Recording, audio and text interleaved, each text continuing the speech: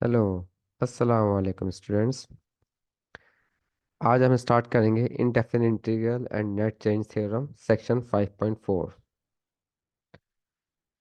अच्छा, सेक्शन 5.4 से पहले हम सेक्शन 5.3 का थोड़ा सा एक रिव्यू ले लेते। हल्का सा जो है ना, मैं आपको बताता हूँ कि सेक्शन 5.3 मैंने क्या पढ़ा था, और एक चीज़ वहाँ मिस हो गई थी जहाँ पर हम कर सकते थे, जो चीज़ हम काम कर सकते थे वहाँ पर एक्सरसाइज के अंदर भी क्वेश्चन शायद उसका आया हो, वो भी हम देख लेंगे।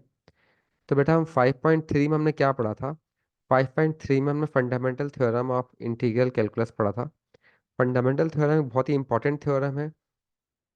वो क्या बोलता है कि अगर एक फंक्शन जो है वो कंटिन्यूअस फंक्शन है, ठीक है।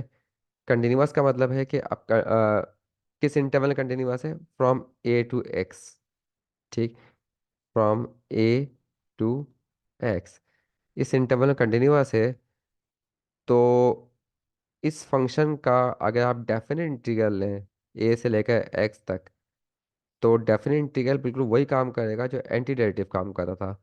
मतलब इसका जब डेरिवेटिव लेंगे तो जवाब में आपको ओरिजिनल फंक्शन मिल जाता था। जैसे एंटी डेरिवेटिव ने पढ़ा था ना इससे पहले, कि एंटी डेरिवेटिव क्या होता है? एफ ऑफ एक्स, जिसका हम डेरिवेटिव लें तो जवाब में क्या मिल जाए? एफ ऑफ एक्स मिल जाता था। तो एफ ऑफ एक्स को क्या बोलते हैं? ये कहलाता था एंटी डेरिवेटिव,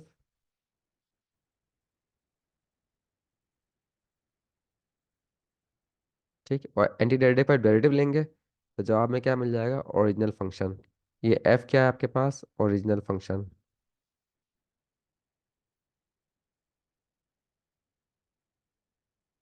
तो ये हमने पढ़ा था इससे पहले, एंटी डेरिवेटिव्स पढ़े थे, ठीक है, 5.1 के अंदर। तो अब यहाँ पे जो है क्या बोल रहा है कि ये जो है इसका मतलब क्या निकलता है कि integral from a to x f of t d t, ये एंटी डेरिवेटिव होता है अगर एफ ऑफ एक्स क्या हो? कंटिन्यूअस हो। अगर फंक्शन जो है कंटिन्यूअस है एफ, तो ये जो है एंटी डेरिवेटिव का काम करता है, is an anti derivative.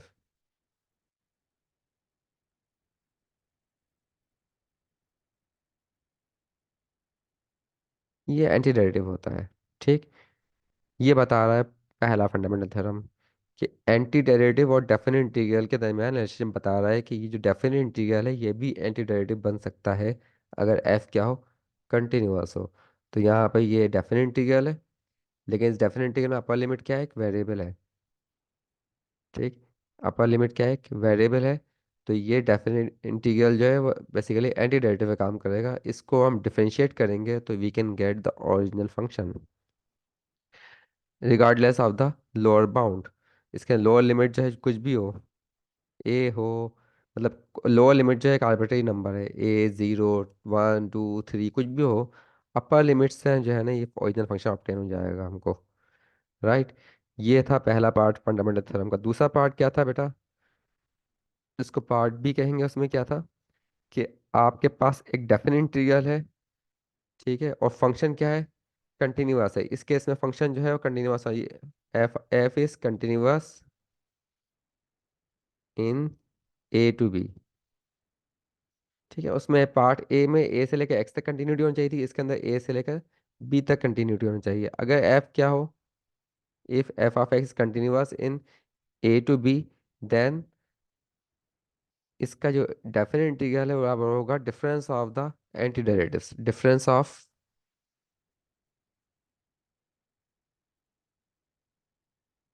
Anti derivatives,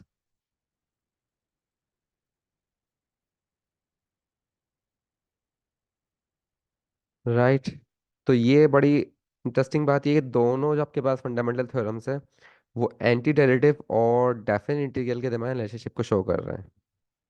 part A भी ये डेफिनेट इंटीग्रल और एंटी डेरिवेटिव के दरमियान रिलेशनशिप शो कर रहा है कि डेफिनेट इंटीग्रल किस तरह एंटी डेरिवेटिव में कन्वर्ट हो जाता है। और पार्ट बी भी डेफिनेट इंटीग्रल और एंटी डेरिवेटिव के दरमियान रिलेशनशिप को शो कर रहा है, ठीक। तो यही चीज़ यहाँ पे एक्सप्लेन की है, वही चीज़ है। If f is continuous in a comma x then this is equals to. हाँ भाई, अगर मैं इसको पार्ट ए के अंदर ही मतलब अगर ये आपके पास प्रॉपर्टी है ए से लेकर,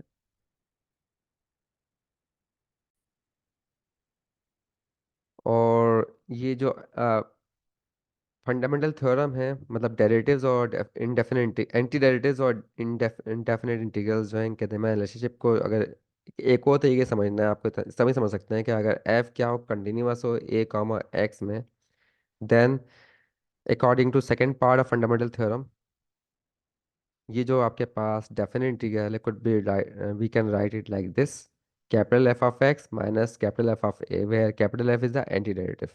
तो हमने क्या किया है, फंडामेंटल थ्योरम का पार्ट भी लगा दिया, या सेकंड फंडामेंटल थ्योरम भी कह सकते हैं आप इसे, जैसे मैं आपको पहले बता चुका हूँ। और यहाँ पे ये कैपिटल एफ ऑफ एक्स आ गया, और ये ए क्या था, इसमें आर्बिट्ररी नंबर था। ये क्या है, आर्बिट्ररी है, क्योंकि इससे कोई फर्क नहीं पड़ता इसकी वैल्यू से, इसकी जो चाहे वैल्यू रखें कोई फर्क नहीं पड़ेगा हमारी इक्वेशन पे। तो इसका मतलब है कि ये एफ ऑफ ए भी क्या है, आर्बिट्ररी कांस्टेंट है। तो ये भी आर्बिट्ररी कांस्टेंट हो गया, एक आर्बिट्ररी नंबर से प्लेस कर रहे हैं तो जो रिजल्ट आएगा वो भी आर्बिट्ररी होगा। ठीक है। और उसकी माइनस साइन लगा देंगे तो वो भी आर्बिट्ररी, तो मैं इसको पूरा सी से रिप्रेजेंट कर सकता हूँ, let c is equal to minus f of a. जब इसको माइनस सी, इसको सी से रिप्रेजेंट कर दिया तो एफ ऑफ एक्स प्लस सी बन गया। और ये चीज़ आपको पता है क्या होती है, ये होती है एंटी डेरिवेटिव, जिसको इंटीग्रल भी कहा था हमने 5.1 के अंदर, जस्ट इंटीग्रल की टर्म हमने यूज़ की थी वहाँ पर। तो ये आपके पास ये क्या चीज़ है कि integral of F of x. तो ये बताया है आपके पास इस इक्वेशन से क्या पता चला कि जो इस तरह का डेफिनेट इंटीग्रल होता है जिसके ना अपर लिमिट क्या हो, वेरिएबल हो, तो बेसिकली वो क्या होता है आपके पास, एंटी डेरिवेटिव ही होता है, जिसको हम इंटीग्रल भी कहते हैं। ठीक है। अब इसको इंटीग्रल के अलावा हम एक और चीज़ भी कहें, इनडेफिनेट इंटीग्रल भी कहेंगे इसे। ठीक है। इनडेफिनेट इंटीग्रल, क्योंकि इसमें अपर लिमिट की वैल्यू हमें नहीं पता होती, इसलिए इसको इनडेफिनेट इंटीग्रल कहेंगे। लेकिन उसको अगर हम डेफिनेट इंटीग्रल की फॉर्म में लिखना है तो इस तरह लिख सकते हैं इसे, जो भी वेरिएबल ऑफ इंटीग्रेशन है उसको ऊपर रिप्रेजेंट कर दें, प्लेस कर दें, और नीचे एक नंबर प्लेस कर दें, कोई सा भी आर्बिट्ररी नंबर। तो ये एक इनडेफिनेट इंटीग्रल को लिखने का अल्टरनेट वे है। लेकिन सिर्फ एक कंडीशन इसके अंदर होल्ड करनी चाहिए, क्या, कंटिन्यूटी की, कि एफ क्या हो, इसमें कंटिन्यूअस हो। जबकि ये इस फॉर्म में जब लिखते हो तो कंटिन्यूटी कंडीशन होल्ड करना जरूरी नहीं होती, इसमें जैसा आप इंटीग्रल इंटीग्रेट कर रहे हो। ठीक है। कंटिन्यूटी की बात ही नहीं की गई किसी जगह भी कि कौन से इंटरवल में कंटिन्यूटी चेक करनी है, क्या करना है। राइट। जबकि यहाँ पे क्या है कि इस इंटरवल में कंटिन्यूअस होना ज़रूरी होता है। तो ये फ़र्क है दोनों नोटेशन के अंदर, दोनों नोटेशन हम अल्टरनेटिवली यूज़ कर सकते हैं। राइट। तो आप आपका इंडेफिनिट इंटीग्रल अगर दिया हुआ है तो उसको डेफिनेट इंटीग्रल में आप कन्वर्ट कर सकते हो इस तरह से। क्लियर बेटा। तो ये बात समझ में आ गई आप लोगों के। अच्छा, एक और चीज़ भी थी जो लास्ट लेक्चर में रह गई थी। अब जैसे फॉर एग्जांपल ये क्वेश्चन है, इंपॉर्टेंट क्वेश्चन है इस किस्म का, कि आपको प्रूफ करना है कि limit h approaching to zero, one upon h integral from zero to h cos under root x d x is equals to one. इसको वन के बराबर प्रूफ करना है बेटा। अब ये वन के बराबर प्रूफ की क्वेश्चन वैसे जाहिर बार डिफिकल्ट सा लगता है, लेकिन ये क्वेश्चन बहुत ही आसान है, इतना इजी क्वेश्चन है, इससे ज़्यादा इजी क्वेश्चन मेरे ख्याल में कोई हो नहीं सकता। इसको जो है हम लिख सकते हैं इस तरह से, लेफ्ट हैंड साइड लेके चलते हैं इसकी। तो इसको यूँ लिख सकते हैं, limit h approaching to zero, हाँ भाई, इंटीग्रल ऑफ जीरो से लेकर एच तक, cos under root x d x over h. ठीक है भाई, लेफ्ट हैंड साइड लेके चलना है इसके अंदर। अच्छा, ये आपके पास limit h approaching to zero है, और यहाँ पे दो फंक्शन दिए हैं, एक न्यूमरेटर में एक डिनोमिनेटर में। तो आपको पता है कि यहाँ पे एल हॉपिटल रूल जो एप्लीकेबल है या हो सकता है ना भाई।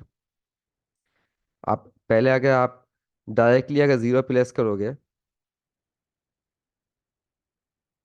तो इनडिटरमिनेट फॉर्म आ रही है या नहीं आ रही है।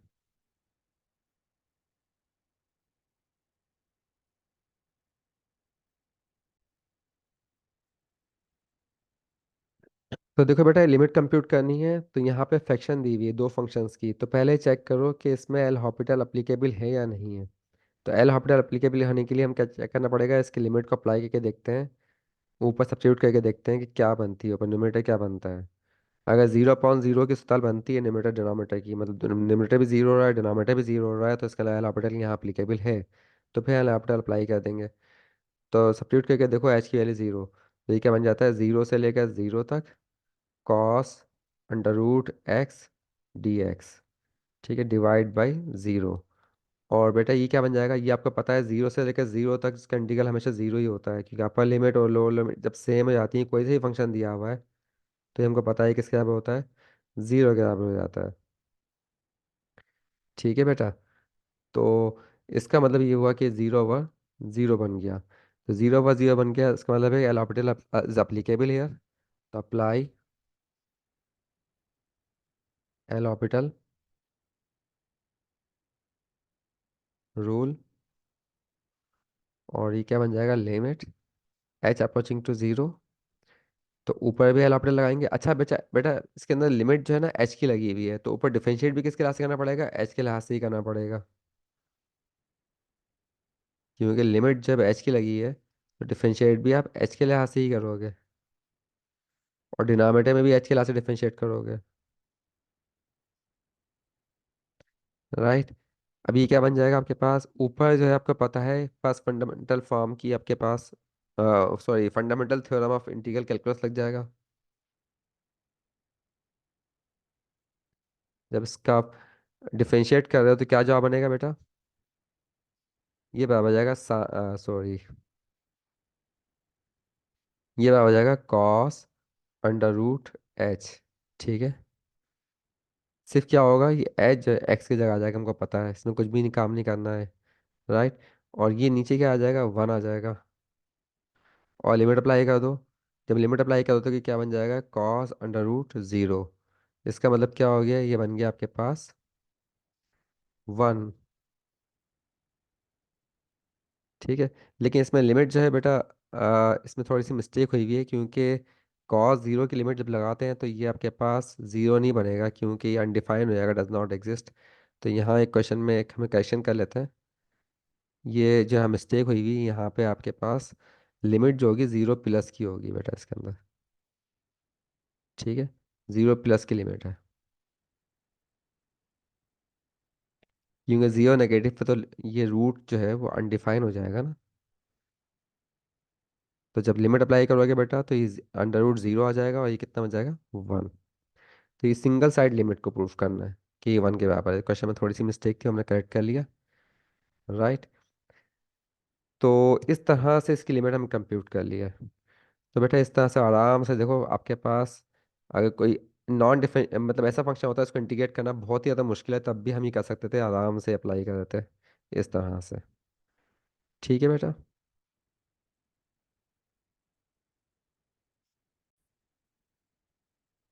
अच्छा, उसके बाद कुछ टेबल ऑफ इंडेफिनिट इंटीग्रल्स हैं।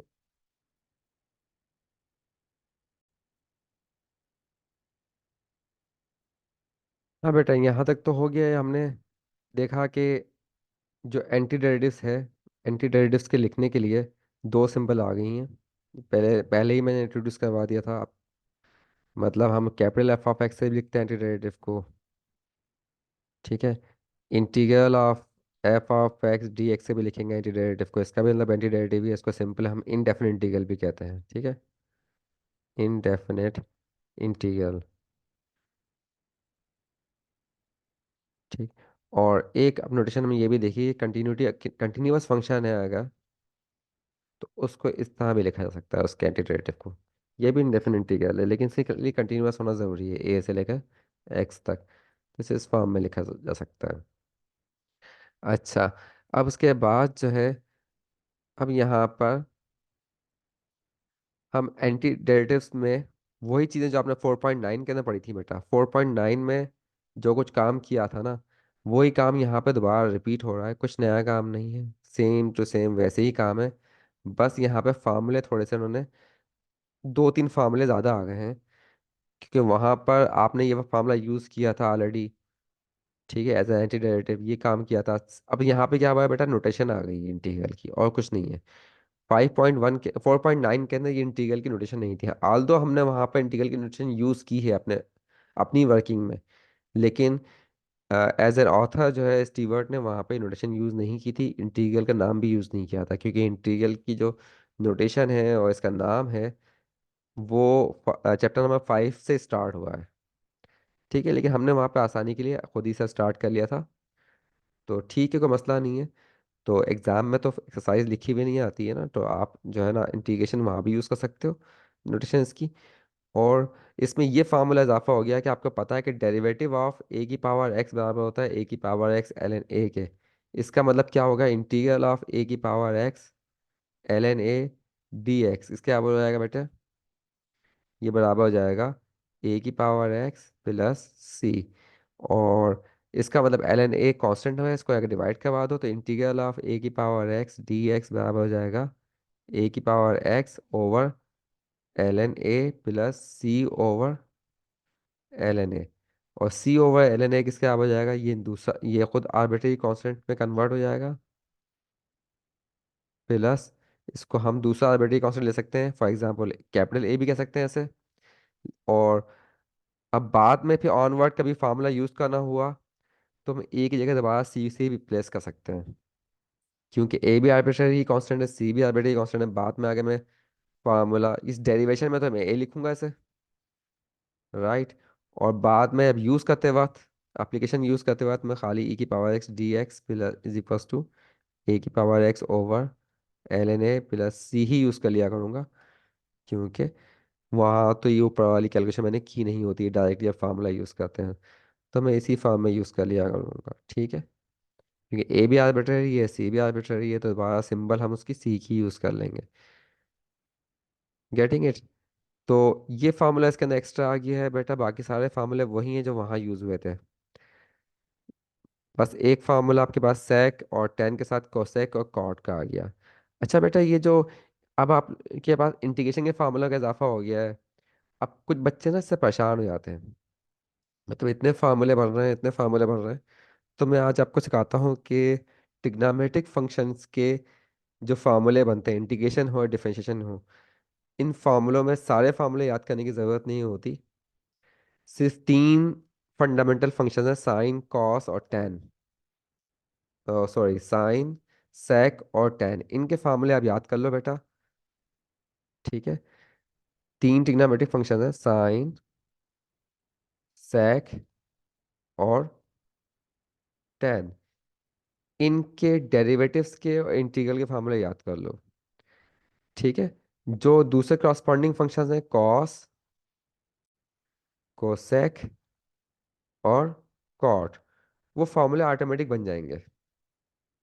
इसको मैं इससे आराम से बना सकता हूँ, इनके फार्मूला साइन सेक और टेन के जो डिफरेंशिएशन या इंटीग्रेशन के फार्मूलाज हैं, मैं उनसे कॉस कोसेक और कॉट के फार्मूले आसानी से बना सकता हूँ। अब कैसे बनाता हूँ बेटा, देखो मैंने इनके फार्मूले याद किए हुए हैं, ठीक है। डेरिवेटिव ऑफ साइन एक्स बराबर होता है किसके बेटा, कॉस एक्स के। ये बात तो पता है ना हमको। अच्छा, और डेरिवेटिव ऑफ सेक एक्स बराबर होता है किसके, सेक एक्स टेन एक्स की, ये भी याद है, ठीक है। डेरिवेटिव ऑफ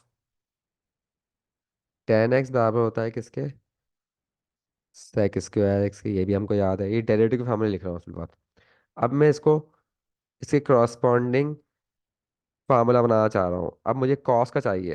अच्छा, आपको पता है ये साइन फंक्शन क्या होता है, साइन का जो फुल फॉर्म होती है वो क्या होती है, फुल स्पेलिंग ये होती है साइन की। और ये कॉस की फुल फॉर्म क्या होती है बेटा, कोसाइन। तो इसका मतलब कॉस फंक्शन बेसिकली साइन का को फंक्शन है। अच्छा, ये सेक की फुल फॉर्म क्या होती है, सीकेंट। और कोसेक की फुल फॉर्म क्या होती है, को सीकेंट। तो ये भी आपके पास क्या है, को फंक्शंस है, ठीक है। और टेन की फुल फॉर्म क्या होती है बेटा, टेंजेंट। और कॉट की को टेंजेंट। तो ये टेन का को फंक्शन कौन सा है, को टेंजेंट। तो ये को फंक्शन, साइन का को फंक्शन कोसाइन, सेक का को फंक्शन कोसेक, और टेन का को फंक्शन को टेंजेंट, कॉट। तो अब ये एक रूल है इसका कि डेरिवेटिव के किसी फार्मूले के अंदर अगर तमाम फंक्शंस को उनके को फंक्शन से रिप्लेस कर दो विद ए नेगेटिव साइन, तो फार्मूला फिर भी वैलिड रहता है। अब यहाँ पे देखो साइन फंक्शन है, तो इसको को फंक्शन से रिप्लेस कर दो, तो डेरिवेटिव ऑफ क्या बन जाएगा, साइन को किस में कन्वर्ट हो जाएगा, कॉस में। ठीक है। और ये कॉस जो है किस में कन्वर्ट हो जाएगा, साइन के अंदर, लेकिन विद इन नेगेटिव साइन। एक साइड पर, इक्वेशन के एक साइड पर हम नेगेटिव साइन इंट्रोड्यूस करवाएंगे। तमाम फंक्शन को फंक्शन से रिप्लेस हो जाएंगे विद इन नेगेटिव साइन। तो ये फार्मूला अभी भी क्या है, वैलिड है। तो ये दूसरा फार्मूला है इसका अल्टरनेट, मतलब डेरिवेटिव ऑफ कॉस का माइनस साइन। देखो इसके अंदर भी तमाम फंक्शन को कोस फंक्शन से रिप्लेस कर दो। तो कोस से रिप्लेस करोगे क्या बन जाएगा बेटा, ये बन जाएगा आपके पास सेक जो है, बन जाएगा derivative of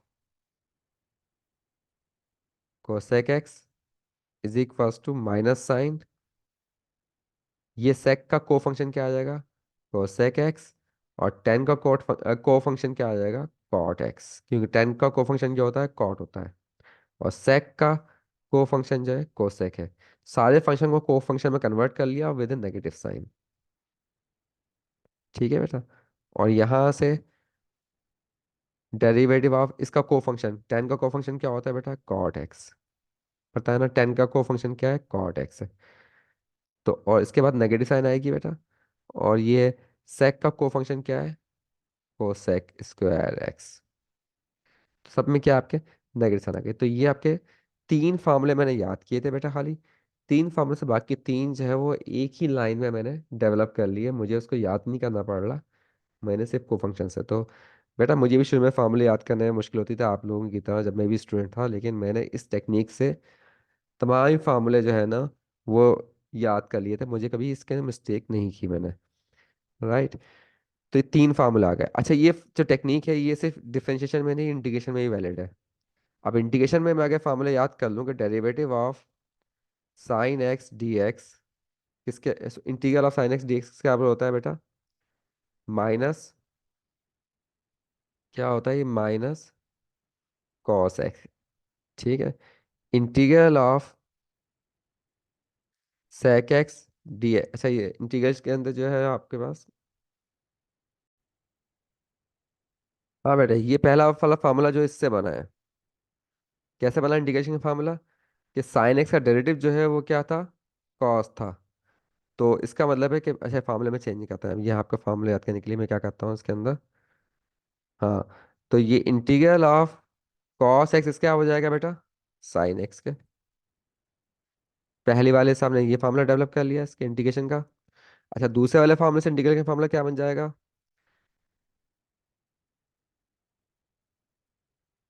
integral of sec x tan x d x किसके आप हो जाएगा बेटा, अच्छा प्लस सी भी आया इसमें, ठीक है। तो सेक एक्स टेन एक्स का इंटीग्रल किसके आप हो जाएगा, सेक एक्स प्लस सी के। मतलब इस साइड का इंटीग्रल लेंगे तो इस साइड आ जाएगा। राइट। अब ये वाला फार्मूला पता है, यहाँ से आपका इंटीग्रल का फार्मूला क्या बन जाएगा, integral of sec square x d x इसका क्या हो जाएगा बेटा, टेन एक्स प्लस सी। ये तीन फार्मूले बने इन तीन डेरिवेटिव के फार्मूलों से। ठीक। तो मतलब इन फार्मूलों को याद करने के लिए भी, अगर आपको तीन डेरिवेटिव के फार्मूले पता है तो ये फार्मूले आराम से बन जाएंगे। क्लियर है बेटा। अब ये तीन डेरिवेटिव इंटीग्रल के फार्मूले अपने को याद किस तरह से हो गए, कि तीन डेरिवेटिव के फार्मूले आपको याद थे ये वाले, तो उनसे मैंने क्या किया, तीनों इंटीग्रल के फार्मूले बना लिए। कैसे अप्लाई किया, इसको रिवर्स अप्लाई किया है। ठीक। राइट हैंड साइड का इंटीग्रल बराबर हो जाएगा साइन एक्स के, राइट हैंड साइड का इंटीग्रल बराबर हो जाएगा सेक एक्स के, राइट हैंड साइड का इंटीग्रल बराबर हो जाएगा टेन एक्स प्लस सी के। अच्छा अब आते हैं इसका, इसको को फंक्शन में कन्वर्ट करने के लिए। अच्छा ये बेटा ये जो है ना आपके पास, ये वर्किंग आप एग्जाम में टेबल बना के भी कर सकते हैं। आप एक पेज पे पूरा टेबल बना लें, जैसे मैं बना रहा हूँ ना, मैं यहाँ से इधर गया हूँ, ठीक है, इस साइड से इस साइड पर ट्रांसफर किया है मैंने, और फार्मूले डेवलप किए हैं। ठीक। फिर यहाँ से इस साइड पे क्या, इंटीग्रेशन के फार्मूले बन गए। अब इंटीग्रेशन के फार्मूले अगर लिख लिया तो इंटीग्रेशन के फार्मूले से मिलकर बाकी जो तीन फार्मूले और हैं वो भी डेवलप कर सकता हूँ, बिल्कुल सेम वे में।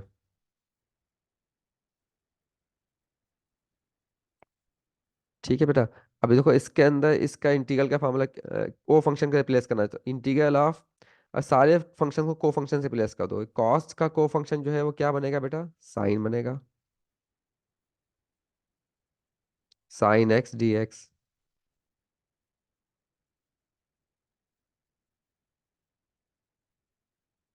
बराबर होगा। अब यहाँ पे आपके पास क्या बनने वाला है, जब को फंक्शन से रिप्लेस कर रहे हो तो इधर भी को फंक्शन से रिप्लेस कर लोगे लेकिन विद नेगेटिव साइन, तो माइनस साइन आएगी बेटा, और ये बन जाएगा कॉस एक्स प्लस सी। देखो अब इसको रिप्लेस करना है, सारे फंक्शन को फंक्शन से रिप्लेस कर दो, ये क्या बन जाएगा आपके पास, कोसेक एक्स, ये क्या आ जाएगा, कॉट एक्स डी एक्स, बराबर होगा, यहाँ भी को फंक्शन से रिप्लेस करोगे, सेक का को फंक्शन क्या होता है, cosec x with negative sign plus c. और यहाँ पे सारे फंक्शन को को फंक्शन से रिप्लेस कर दो, ये क्या हो जाएगा आपके पास, cosec square x d x, किसके बराबर हो जाएगा बेटा, यहाँ माइनस, और इसका को फंक्शन क्या होता है, कॉट एक्स प्लस सी। तो देखो बेटा, ये फार्मूले आपके छः के छः फार्मूले इंटीग्रेशन के बन गए, और ये तीन फार्मूले भी बन गए। इनका ओरिजिन आपको सिर्फ क्या याद करना है, सिर्फ ये तीन फार्मूले याद करने हैं। उन तीन फार्मूलों से टोटल आपने कितने फार्मूले डेवलप कर लिए, टोटल 12 फार्मूले बना लिए। ठीक है बेटा। तो इस तरह से आप सारे इंटीग्रेशन और डिफरेंशिएशन के ट्रिग्नोमेट्रिक फंक्शंस के सिलसिले में फार्मूले बना सकते हैं, और इसके अलावा मजीद इनवर्स फंक्शन के फार्मूले भी बन सकते हैं इससे। इनवर्स फंक्शन के फार्मूले में कोई इशू नहीं है। इनवर्स फंक्शन के फार्मूले आपको सिर्फ क्या याद करना है कि derivative of sine inverse x बराबर होता है किसके, 1/√1 माइनस एक्स स्क्वायर, यही होता है डेरिवेटिव। ठीक है। और डेरिवेटिव ऑफ, आपको अगला क्या साइन इनवर्स एक्स था, उसके बाद जो है कॉस का तो सेम ही होता है, कॉस का खैर ये बराबर होता है -1/√1 माइनस एक्स स्क्वायर। ये कैसे फार्मूला बना, साइन का फार्मूला याद था, चलो इसको मैं यूँ कर लेता हूँ आसानी के लिए आपके समझाने के लिए ना, इधर भी आप बड़े आराम से कर सकते हो। Derivative of sec inverse x बराबर होता है किसके, 1/mod ऑफ एक्स √x² - 1। और डेरिवेटिव ऑफ, यहाँ पे आपका कैसा आएगा, टेन इनवर्स एक्स बराबर होता है किसके, 1/1 प्लस एक्स स्क्वायर। बेटा ये फार्मूले होते हैं बेसिक, राइट। अब इनसे मैं इसके दूसरे फार्मूले क्या बना सकता हूँ, कि derivative of cos inverse x बराबर होगा क्या, अब मैंने यहाँ पे इसको को फंक्शन से प्लेस किया है ना बेटा साइन से, तो दूसरी तरफ भी अगर को फंक्शन कोई होता, मतलब कोई फंक्शन होता उसको को फंक्शन से प्लेस करता है, लेकिन यहाँ तो यहाँ फंक्शन ही कोई ट्रिग्नोमेट्री मौजूद नहीं है, तो मैं क्या करूँगा, कुछ भी काम करने की जरूरत नहीं, सिर्फ नेगेटिव साइन आ जाएगी। कुछ भी काम नहीं करना, सिर्फ नेगेटिव साइन डाल देंगे क्योंकि यहाँ पे कोई फंक्शन ट्रिग्नोमेट्री फंक्शन मौजूद ही नहीं है। हाँ बेटा, इसमें भी क्या चेंज कर दो, तो d/dx ऑफ, इसका को फंक्शन क्या है, सेकंड इनवर्स का कोसेक इनवर्स एक्स। ठीक। और यहाँ पे कोई ट्रिग्नोमेट्री फंक्शन मौजूद नहीं है, इसका मतलब क्या हुआ, नेगेटिव साइन आनी है।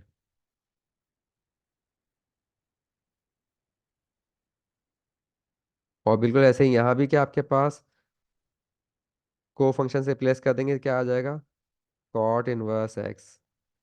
ठीक। और इधर भी ट्रिग्नोमेट्री फंक्शन मौजूद नहीं है, तो सिर्फ नेगेटिव साइन डालेंगे खाली, और तो कुछ काम करने की जरूरत ही नहीं है। तो ये बन गया आपके पास। ठीक है बेटा। और इससे फिर आप फर्दर अगर इंटीग्रेशन के फार्मूले बनाए तो इंटीग्रेशन के फार्मूले भी बना सकते हो। इंटीग्रेशन के फार्मूले बहुत ही सिंपल है, इसका रिवर्स कर लो, integral of 1/1 minus x square d x बराबर हो जाएगा इसके, sine inverse x plus c. और ये वाला फार्मूला यूज कर सकते हो, अगर आप ये वाला यूज करना चाहोगे तो इसी में आगे आप यहाँ से भी यूज कर सकते हो, और इसमें को फंक्शन से रिप्लेस कर दोगे, तो इंटीग्रल ऑफ, यहाँ पे नेगेटिव साइन आ जाएगी, तो ये हो गया 1/, वन माइनस एक्स स्क्वायर, यहाँ तो कोई आपके पास ट्रिग्नोमेट्रिक फंक्शन मौजूद ही नहीं है तो को फंक्शन से प्लस करने का फायदा नहीं है, लेकिन यहाँ पे चेंज होगा। तो ये क्या बन जाएगा आपके पास, minus cos inverse x plus c with negative sign.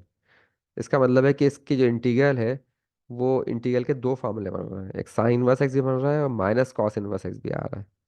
बिल्कुल ऐसे ही अगर आपको इंटीग्रल में दिया हुआ है 1/x under root x square -1 dx, ये निकालना है। तो एक तो इसका आ गया सेक इनवर्स एक्स, ठीक है, सेक इनवर्स एक्स आ गया। और अल्टरनेट फॉर्म क्या बनेगी इसकी, सारे फंक्शन को पूरे को फंक्शन से रिप्लेस कर दो, तो इस साइड पे तो कोई फर्क नहीं पड़ने वाला। और इधर जो है एक नेगेटिव साइन आ जाएगी और उसका को फंक्शन आ जाएगा। यहाँ पे क्या आ जाएगा, कोसेक इनवर्स एक्स प्लस सी, ठीक।